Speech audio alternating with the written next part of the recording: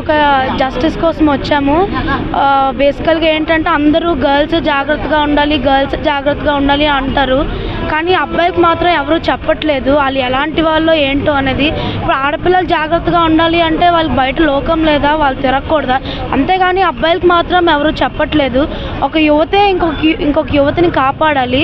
As a students we always want justice from each and every one. అబ్బాయిలు వాళ్ళ యొక్క పద్ధతులు కానీ అన్నీ మార్చుకోవాలి.